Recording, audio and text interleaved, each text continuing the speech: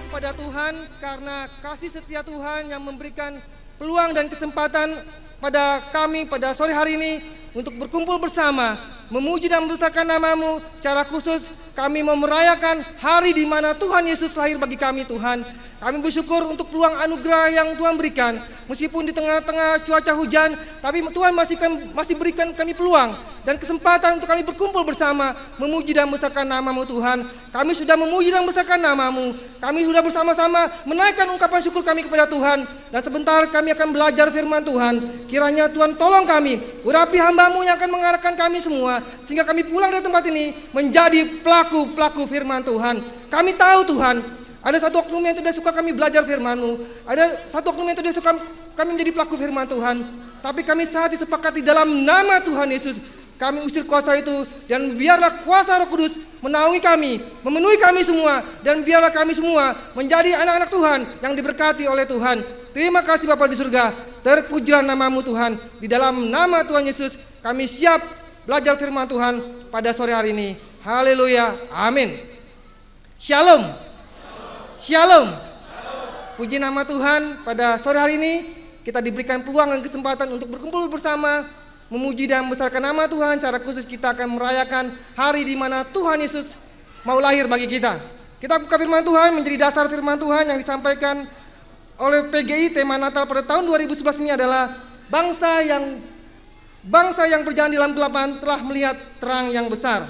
Bangsa yang berjalan dalam kegelapan telah melihat terang yang besar, yang diambil dalam kitab Yesaya 9 ayat 1a, dan saya mencoba memberikan subtema Yesus terang dunia telah datang. Yesus terang dunia telah datang, yang diambil dalam kitab 1 Injil Yohanes pasal yang ke-8 ayat yang ke-12. Saya akan bacakan untuk jemaat Tuhan dalam kitab Yesaya pasal yang ke-9 yang menjadi dasar renungan kita pada sore hari ini. Yesaya pasal yang ke-9 ayat 1 sampai dengan ayat yang ke-6. Yesaya pasal yang ke-9 ayat 1 sampai dengan yang ke-6, demikian firman Tuhan. Bangsa yang berjalan dalam kegelapan telah melihat terang yang besar. Mereka yang diam di negeri kekelaman, atasnya terang telah bersinar. Engkau telah menimbulkan banyak sorak-sorak dan sukacita yang besar. Mereka telah bersukacita di hadapan-Mu, seperti sukacita di waktu panen, seperti orang bersorak-sorak di waktu membagi-bagi jarahan. Sebab kuk yang menekannya dan gandar yang di atas bahunya, serta tongkat si penindas telah Kau patahkan seperti pada hari kekalahan Midian. Sebab setiap sepatu tentara yang berderap-derap dan setiap jubah yang berlumuran darah akan menjadi umpan api. Sebab seorang anak telah lahir untuk kita, seorang putra telah diberikan untuk kita. Lambang pemerintahan ada di atas bahunya, dan namanya disebutkan orang Penasehat Ajaib, Allah yang perkasa, Bapa yang kekal, Raja damai. Besar kekuasaannya dan damai sejahtera tidak akan berkesudahan di atas takhta Daud dan di dalam kekerajaannya. Karena Ia mendasarkan dan mengokohkannya dengan keadilan dan kebenaran dari sekarang sampai selama-lamanya. Kecemburuan Tuhan semesta alam akan melakukan hal ini. Berbahagia kita semua yang mendengar firman Tuhan, memelihara dan terlebih menjadi pelaku-pelaku firman Tuhan. Bangsa yang berjalan di dalam kegelapan telah melihat terang yang besar. Kita ketahui bersama jemaat Tuhan bahwa kita sebagai orang percaya, orang Kristen punya beberapa hari raya. Yang pertama, hari kelahiran Tuhan Yesus yang kita rayakan pada malam ini, yang disebut dengan hari apa? Hari Natal. Yang kedua apa? Hari kematian Tuhan Yesus yang disebut dengan, bukan Paskah, salah. Apa yang disebut dengan Jumat Agung. Nah, itu dia hari kematian Tuhan Yesus yang disebut dengan Jumat Agung. Nah, yang ketiga nih baru hari apa? Hari kebangkitan Tuhan Yesus yang disebut dengan Paskah. Yang keempat, hari naiknya dulu ya, hari naiknya Tuhan Yesus. Itu di kalender memang tidak ada. Apa hari kenaikan Tuhan Yesus, kita mungkin sebagai jemaat Tuhan kurang merayakannya secara meriah seperti Natal ini. Hari kenaikan Tuhan Yesus. Yang kelima apa? Hari turunnya Roh Kudus atau Pentakosta. Yang keenam, apa yang keenam? Nggak ada di kalender ya, nggak ada di kalender. Hari kedatangan Tuhan Yesus yang kedua kali. Wah, ini dia. Ini hari yang ditunggu-tunggu oleh kita semua orang-orang Kristen, orang-orang percaya. Hari di mana semua orang percaya akan melihat Allah atau Tuhan Yesus bukan sebagai bayi tapi sebagai raja di atas segala raja. Dan kita semua terlibat sebagai panitianya. hari kedatangan Tuhan Yesus yang kedua kali. Itu hari yang betul-betul sedang dinanti-nantikan oleh kita orang percaya. Sebentar lagi hari kiamat tahun 2012, tinggal setahun lagi. Menurut orang-orang, menurut ramalan-ramalan. Bagi saudara-saudara yang belum nikah, silakan nikah. Karena sebentar lagi kiamat. Itu bagi orang-orang yang percaya akan hal itu. Tapi Alkitab jelas mengatakan bahwa tidak ada seorang pun yang tahu kapan hari kedatangan Tuhan. Nah, hari ini kita mau belajar tentang bagaimana bangsa yang berjalan di dalam kegelapan telah melihat terang yang besar. Firman Tuhan ini disampaikan oleh Nabi Yesaya pada waktu bangsa Israel sedang mengalami penjajahan. Bangsa Israel sedang mengalami penjajahan dan Allah menyampaikan nubuat ini kepada Yesaya. Yesaya adalah seorang nabi yang besar, nabi yang luar biasa, nabi yang taat pada firman Tuhan. Meskipun dia banyak banyak dicaci, banyak dihina, tapi dia tetap menyampaikan apa isi hati Tuhan. Dan dia sampaikan di sini dalam Yesaya pasal yang 9, bangsa yang berjalan di dalam kegelapan telah melihat terang yang besar. Firman Tuhan ini akhirnya digenapi pada 700. Firman Tuhan ini disampaikan 700 sebelum Masehi dan digenapi pada kedatangan Tuhan Yesus yang pertama di kota Bethlehem. Dan pada waktu itu bangsa Israel juga sedang mengalami penjajahan, dijajah oleh bangsa Romawi, dan mereka ingin lepas dari penjajahan tersebut. Dan kita ketahui bersama bagaimana orang yang dijajah tersebut. Kita bangsa Indonesia sudah mengalami penjajahan 3,5 abad lamanya oleh bangsa Belanda dan 3,5 tahun lamanya oleh bangsa Jepang. Begitu susahnya kita dijajah, begitu sengsaranya kita dijajah. Itu pun yang dialami oleh bangsa Israel. Pada waktu zaman Yesaya mereka dijajah oleh bangsa Babel, mereka dijajah oleh bangsa Asyur, mereka dijajah oleh bangsa-bangsa lainnya. Kenapa? Karena mereka bangsa yang tegar tengkuk, bangsa yang tidak percaya akan kuasa Tuhan meskipun mereka sedang mengalami banyak mukjizat-mukjizat. Bangsa Israel sudah ditolong Tuhan dengan luar biasa. Pada waktu mereka di Mesir, mereka mengambil perbudakan dan Tuhan tolong mereka lepas dari bangsa Mesir oleh seorang nabi besar bernama Musa. Mereka banyak mengalami mukjizat-mukjizat yang luar biasa. Salah satunya apa? Laut bisa terbelah. Mereka mengenakan baju selama 40 tahun, tidak ganti-ganti, tidak rusak. Mereka menggunakan kasut atau sepatu, tidak rusak-rusak selama 40 tahun mereka berada di padang gurun. Banyak lagi mujizat-mujizat Tuhan yang Tuhan kerjakan dalam kehidupan bangsa Israel. Ada roti turun dari surga yang disebut dengan mana. Mereka makan burung puyuh tanpa harus mencari. Tiba-tiba Tuhan kasih burung puyuh ke bangsa Israel. Banyak lagi mujizat-mujizat yang Tuhan kerjakan dalam kehidupan bangsa Israel. Tetapi mereka tetap tegar tengkuk. Mereka tetap tidak percaya kepada Tuhan. Nah, inilah yang sedang kita alami.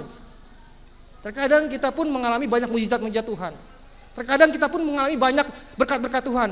Tetapi masih banyak kita sebagai orang Kristen yang tidak percaya akan kuasa Tuhan. Kita sering mengeluh, kita sering tidak percaya bahwa Tuhan yang kita sembah adalah Tuhan yang besar, Tuhan yang ajaib, Tuhan yang sudah menyediakan keselamatan bagi kita. Itu pun yang dialami oleh bangsa Israel. Akhirnya karena mereka tidak percaya kepada Tuhan, akhirnya Tuhan kasih mereka ujian melalui penjajahan-penjajahan tersebut. Mereka dijajah oleh bangsa Babel. 70 tahun mereka berada di dalam penindasan. Mereka diungsikan, mereka ditangkap dan mereka berada dalam pengungsian 70 tahun lamanya. Kita mengalami kesengsaraan 350 tahun dan kita tidak mengalami hal itu. Mungkin mbah-mbah kita, eyang-eyang kita atau orang Batak bilang opung-opung kita mengalami hal itu. Tapi kita puji Tuhan tidak mengalami hal itu. Tapi bagaimana susahnya, bagaimana sengsaranya kita dijajah. Dan itu pun dialami oleh bangsa Israel. Akhirnya Yesaya menubuatkan dalam firman Tuhan ini, bangsa yang berjalan di dalam kegelapan telah melihat terang yang besar. Mereka yang diam di dalam negeri yang kekelaman, atasnya terang telah bersinar. Malam hari ini kita mau belajar bagaimana terang yang sesungguhnya yaitu Tuhan Yesus lahir di hati kita. Pertanyaannya, apakah Bapak Ibu sudah menerima terang tersebut? Apakah jemaat Tuhan sudah menerima terang tersebut? Sangat disayangkan kalau kita malam hari ini merayakan Natal, tapi kita tidak percaya, kita tidak menerima terang itu dalam hati kita. Kita tidak meyakini bahwa Allah yang maha besar, Allah yang maha kasih itu turun menjadi seorang bayi. Ini menjadi pertanyaan pada masa kini. Apa betul Allahnya orang Kristen menjadi manusia? Apa betul Allah yang luar biasa itu mau menjadi manusia? Berada dalam perut seorang perempuan 9 bulan 10 hari. Padahal di surga dia sudah mulia, dia sudah disembah, dia sudah mengalami, dia sudah banyak melakukan banyak kemuliaan-kemuliaan, dan dia rela turun ke dunia menjadi seorang bayi. Seandainya saya jadi Allah, saya mungkin berpikir ulang. Sudah enak di surga kok, mau turun ke dunia gitu kan. Di dunia penuh dengan kesengsaraan, saya harus kerja, saya harus mencari nafkah dan sebagainya, dan saya harus banyak menderita. Tetapi itulah kehendak Allah, itulah kemauan Allah. Karena tidak ada seorang pun manusia yang bisa menyelamatkan manusia. Ini dia, tidak ada seorang pun manusia yang bisa menyelamatkan manusia. Hanya Allah yang bisa menyelamatkan manusia. Mungkin orang berpikir, loh, Allah kok seperti itu? Allah kok mau menjadi manusia? Jangankan menjadi manusia, menjadi apapun Allah bisa. Allah sanggup. Dia Allah, dia Tuhan. Menjadi apapun dia bisa. Maaf, menjadi binatang pun Allah bisa, sanggup. Kenapa? Dia Allah, dia Maha Kuasa. Tetapi yang perlu keselamatan adalah manusia. Gambar Allah, ciptaan Allah yang paling mulia, yang telah dirusak oleh dosa, yang telah dirusak oleh iblis. Gambaran Allah rusak. Kita adalah gambaran Allah. Kita adalah imago Dei Allah atau gambaran Allah. Telah dirusak oleh karena dosa. Dan Allah mau memperbaiki gambar Allah yang rusak itu dengan cara satu-satunya adalah dia turun sendiri menjadi manusia. Sama seperti kita. Dia mengalami penderitaan, dia mengalami kesengsaraan sama seperti kita. Itu makanya dikatakan Yesus adalah Allah 100% dan dia juga manusia 100%. Dia Allah. Kenapa? Dia banyak melakukan mukjizat, banyak hal mukjizat yang Yesus kerjakan di dalam kehidupannya selama kurang lebih 33,5 tahun di dunia ini. Dan dia hanya melayani 3 tahun 6 bulan. Tapi banyak hal yang sudah Tuhan buat. Tapi dia juga manusia 100%. Tandanya apa? Dia mengalami kehausan, dia mengalami namanya kesedihan. Bahkan firman Tuhan mengatakan dalam Yohanes 11 ayat 35, maka menangislah Yesus. Pada waktu sahabatnya terkasih bernama Lazarus meninggal, Yesus menangis. Kenapa? Karena dia tidak sempat melihat kematian Lazarus. Itu ayat terpendek di dalam Alkitab yang mengatakan maka menangislah Yesus. Itu bukti bahwa dia adalah manusia sama seperti kita. Dia juga mengalami penderitaan yang luar biasa. Dia mengalami apa yang kita alami. Itu makanya pada waktu jemaat Tuhan mengeluhlah kepada Tuhan Yesus. Kenapa? Karena dia tahu apa penderitaan kita. Dia sudah mengalami apa yang kita rasakan. Bahkan lebih lagi. Dia sampai mengalami penistaan luar biasa. Dia diludahi, dia mengalami kesengsaraan, dia pikul salib. Dia harus mengalami malu, padahal dia sendiri tidak berbuat dosa. Itu makanya kita layak disebut sebagai anak-anak Allah. Karena Yesus sudah sengsara bagi kita. Mari kita melihat bagaimana kita sebagai orang-orang percaya menjadi terang. Yang pertama, semua yang mengikuti Yesus dibebaskan dari kegelapan, dosa, dunia, dan iblis.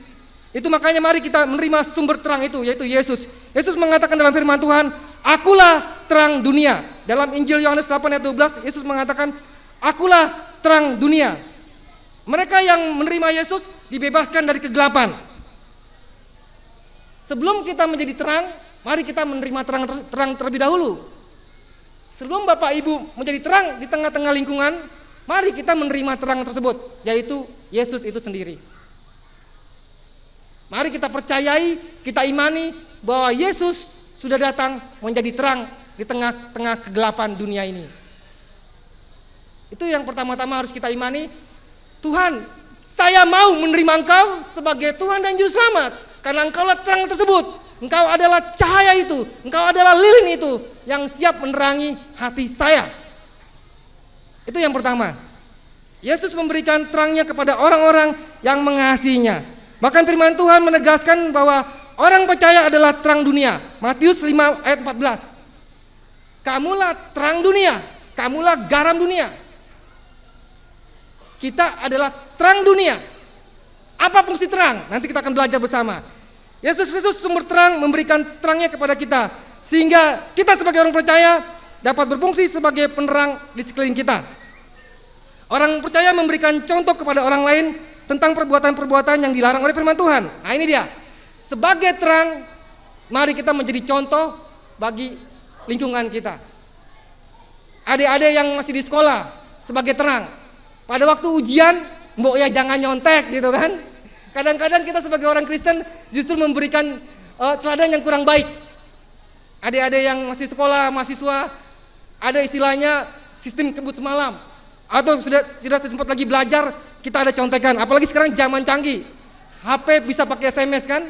Sekarang baru-baru ujian lalu ada siswa yang ketangkep, dia pakai HP, SMS teman-temannya kasih tahu jawabannya. Teknologi canggih luar biasa, tapi jangan dijadikan sebagai hal yang negatif. Kita sebagai terang sebagai cahaya. Pada waktu kita ujian, mari adik-adik jangan kasih yang tidak baik. Kan katanya kalau nyontek itu kan sama saja mencuri, kata Pak Pendeta kan.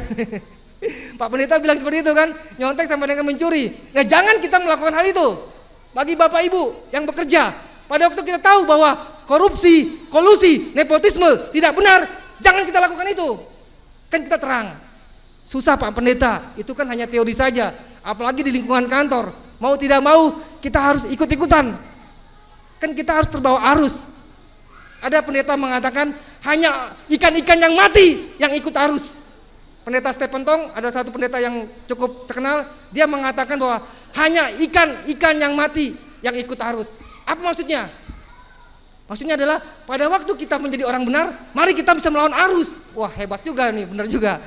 Kita bisa melawan arus dengan kita hidup sebagai terang, menjadi contoh.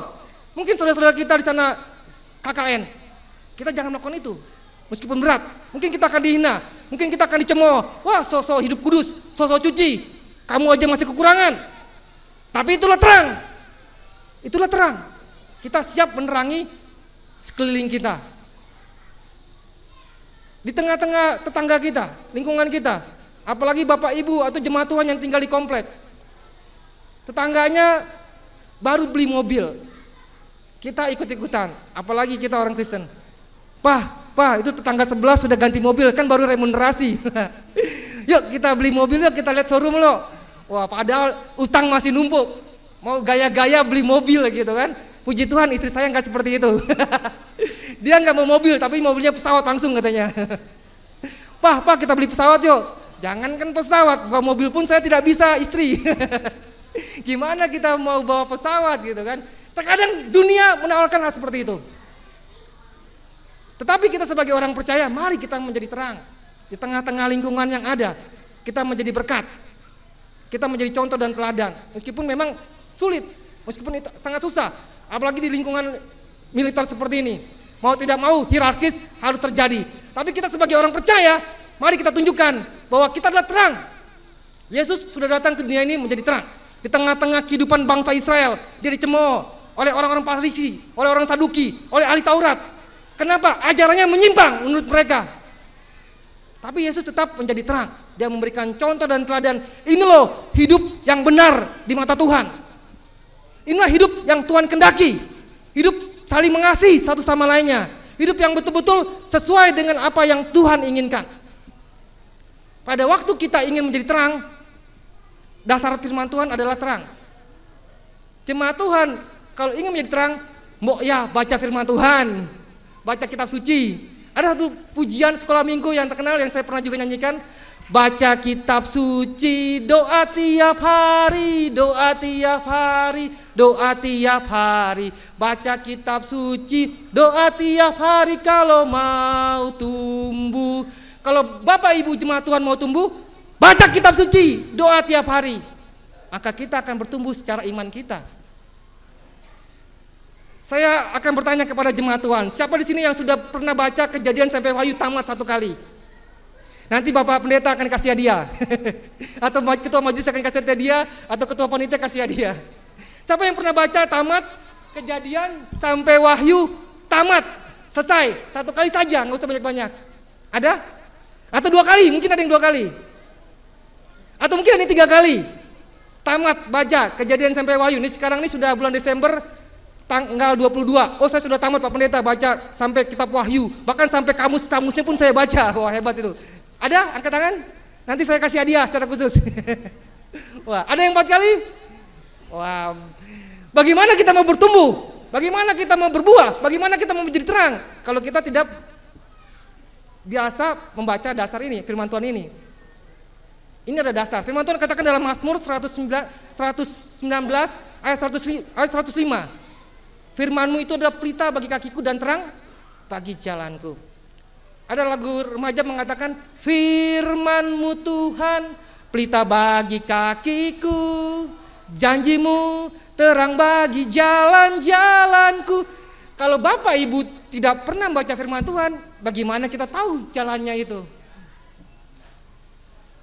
Saya pernah melayani di Kalimantan Selatan 1 tahun lamanya di tahun 98. Pada waktu itu di sana belum ada listrik. Jadi di kampung yang betul-betul kampung. Ini sudah kampung banget. Di desa namanya Desa Liu, Kecamatan Amuntai. Jadi di situ kecamatan yang terkenal dengan Kecamatan 1000 masjid, karena setiap 100 meter ada masjid atau musola. Dan betul-betul sama sekali tidak ada lampu. Saya ingin melayani di satu desa ke desa lain, harus memakai penerangan senter. Jam 7 malam saya sendiri ke satu desa, itu saya sendiri jalan. Ya meskipun hamba Tuhan juga ada rasa-rasa takut kan. Apalagi tengah-tengah hutan. Di sini ada hutan pinus, di sini macam-macam hutan, macam-macam pohon. Saya harus jalan di tengah-tengah yang kurang lebih jarak ke sana 5 kilo. Harus jalan kaki dan melewati sungai. Wah, memang kita hamba Tuhan, tapi ada rasa takut digentar. Jalan dengan Yesus, jalan sertanya. Wah, tapi dengan takut-takut juga.